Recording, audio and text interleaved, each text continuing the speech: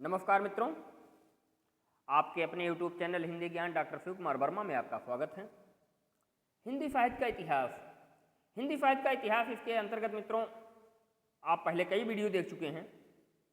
आज का वीडियो भक्ति काल के अंतर्गत कृष्ण भक्ति काव्य भाग 1 में आप कृष्ण काव्य परंपरा को देखेंगे कि कृष्ण भक्ति का प्रारंभ कहाँ से हुआ, कृष्ण के ऊपर कहाँ से रचनाएं प्रारंभ हुई, अष्टछाप के कवि कौन कौन से हैं, उनका क्या योगदान रहा है,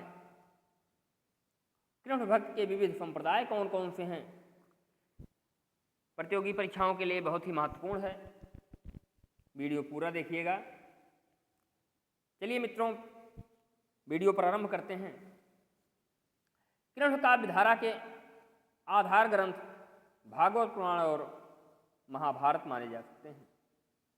संस्कृत साहित्य में सर्वप्रथम अश्वघोष के बुद्ध चरित्र में कृष्ण लीला का उल्लेख है।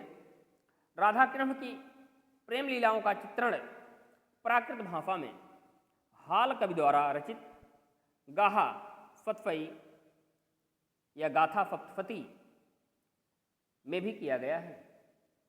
राधा का उल्लेख भागवत पुराण में रंच मात्र भी नहीं है, अपितु उनके व्यक्तित्व का विशद निरूपण सर्वप्रथम ब्रह्मवैवर्त पुराण में किया गया है। संस्कृत कवि जयदेव ने मधुर संगीतात्मक पदावली में गीत गोविंद नामक ग्रंथ में राधा कृष्ण के प्रेम लीलाओं का गान कर कृष्ण काव्य को एक नई दिशा प्रदान की। हिंदी में कृष्ण काव्य का प्रवर्तन का श्रेय मैथिली कोकिल विद्यापति को है, जिन्होंने गीत गोविंदकार जयदेव का अनुसरण करते हुए सरस मधुर शब्दावली में विद्यापति पदावली की रचना की। विद्यापति पदावली की रचना मैथिली भाषा में हुई है, जिसमें राधा कृष्ण की प्रेम लीलाओं के मादक चित्रण अंकित किए गए हैं। विद्यापति के उपरांत कृष्ण काव्य को दृढ़तर आयामों पर स्थापित करने का पूरा श्रेय अष्टछाप के कवियों को है।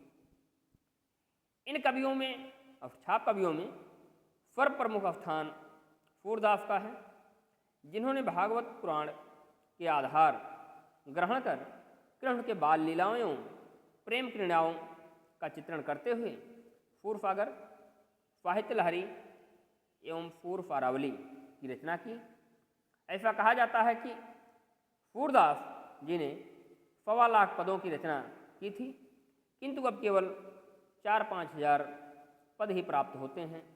सूरसागर के अतिरिक्त सूरदास के अतिरिक्त अष्टछाप के अन्य कवि थे, जिनकी संख्या 8 थी। तो एक तो सूरदास हो गए, दूसरे हो गए कुंभनदास, तीसरे परमानंद दास, चौथे कृष्णदास, पांचवें छीत स्वामी, छठें गोविंद स्वामी, सातवें चतुर्भुजदास और अंतिम कवि हैं नंददास।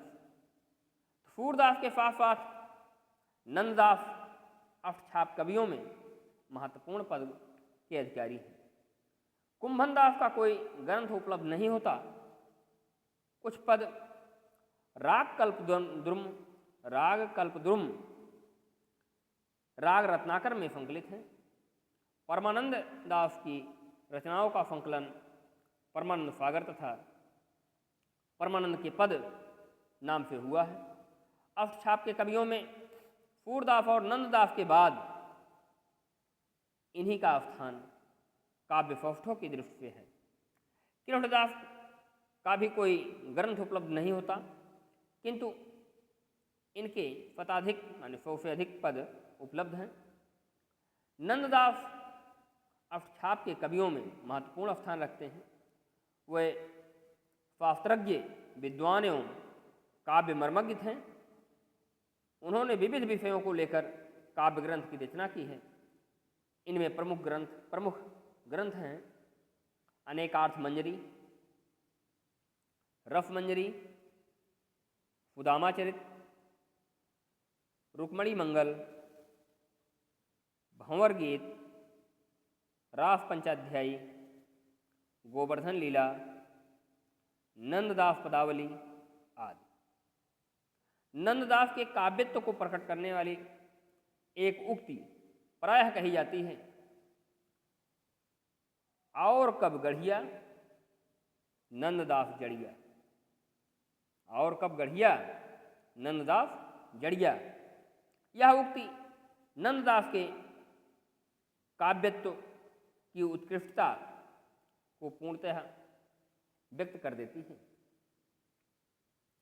इनके अतिरिक्त गोविंद स्वामी के भी अस्फुट या फुटकर पद प्राप्त होते हैं तथा चतुर्भुज दास एवं छीत स्वामी के भी स्वतंत्र ग्रंथ न मिलकर फुटकर पद ही प्राप्त होते हैं, जो इन्होंने कीर्तन के लिए रचे थे।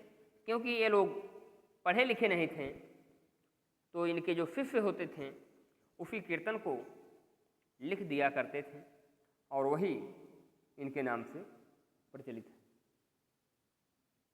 अष्टछाप के कवियों के अतिरिक्त राधा वल्लभी संप्रदाय के गोस्वामी हित हरिवंश, गौड़ीय संप्रदाय के गदाधर भट्ट तथा हरिदासी संप्रदाय के स्वामी हरिदास ने भी कृष्ण भक्ति काव्य की रचना की है। स्वामी हरिदास प्रसिद्ध संगीतज्ञ थे, अतः उनकी कविता में काव्य और संगीत का अद्भुत मिश्रण प्राप्त होता है। इनकी दो रचनाएं उपलब्ध होती हैं, सिद्धांत के पद और केलिमाला। सिद्धांत के पद और केलिमाल। इस काल के कुछ अन्य कृष्ण भक्त कवियों में मीराबाई तथा रफ खान का नाम भी लिया जा सकता है। मीराबाई ने अस्फुट पदों की रचना की, जबकि रफ खान ने कई रचनाएं की, जिनमें प्रमुख फुजान रफ खान, प्रेम वाटिका, दान लीला, अष्टयाम है। इसी परंपरा के एक और प्रसिद्ध कवि नरोत्तम दास हुए हैं, जिन्होंने सुदामा चरित की रचना की। कृष्ण काव्य परंपरा का विकास रीतिकाल एवं आधुनिक काल में भी निरंतर होता रहा। रीतिकाल के सभी कवियों ने एवं आधुनिक काल के ब्रजभाषा कवियों ने कृष्ण को केंद्र बिंदु बनाकर अनेक काव्य ग्रंथ लिखे हैं। तो मित्रों, इस प्रकार से कृष्ण काव्य धारा या कृष्ण काव्य परंपरा, जो कि आपके लिए बड़ा ही महत्वपूर्ण है। अब चलिए कृष्ण भक्ति के विविध संप्रदाय कौन कौन से हैं, तो इन संप्रदायों को हम देख लेते हैं। इनका विस्तृत अध्ययन हम इसके बाद के वीडियो में देखेंगे। एक एक संप्रदाय की व्याख्या देख लेंगे, जो कि महत्वपूर्ण है। तो चलिए आरंभ करते हैं। कृष्ण भक्ति के विविध संप्रदाय। तो संप्रदाय नंबर 1 संप्रदाय वल्लभ संप्रदाय। इसके प्रवर्तक आचार्य वल्लभाचार्य जी हैं। पूर्णानंद परब्रह्म पुरुषोत्तम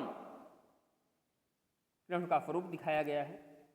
पूर्णानंद परब्रह्म पुरुषोत्तम है। दूसरा है निम्बार्क संप्रदाय। निम्बार्क संप्रदाय निम्बकाचार्य या निम्बार्काचार्य। इसमें राधा कृष्ण की युगल मूर्ति है। नंबर 3 है राधा वल्लभ संप्रदाय। हिति हरिवंश इसके प्रवर्तक आचार्य हैं। राधा ही प्रमुख हैं। श्री कृष्ण ईश्वरों के भी ईश्वर हैं। नंबर 4 है हरिदासी संप्रदाय या सखी संप्रदाय। स्वामी हरिदास इसके आचार्य प्रवर्तक हैं। निकुंज बिहारी कृष्ण का स्वरूप है। नंबर 5 है गौड़ीय संप्रदाय या चैतन्य संप्रदाय। नाम से ही अस्पष्ट है। चैतन्य महाप्रभु इस संप्रदाय के प्रवर्तक आचार्य हैं। कृष्ण का स्वरूप जो है ब्रजेंद्र कुमार कृष्ण के रूप में प्रख्यात है। तो मित्रों, इस प्रकार से यह वीडियो समाप्त हुआ। वीडियो आपको कैसा लगा यह आप कमेंट बॉक्स में लिखिए, और इससे संबंधित अगर कुछ प्रश्न है तो उसे भी आप कमेंट बॉक्स में पूछ सकते हैं, जिसका निराकरण किया जाएगा। वीडियो को लाइक करें, शेयर करें। अगर चैनल पर पहली बार आए हैं तो चैनल को सब्सक्राइब करके बेल आइकन टच कर दें। धन्यवाद मित्रों।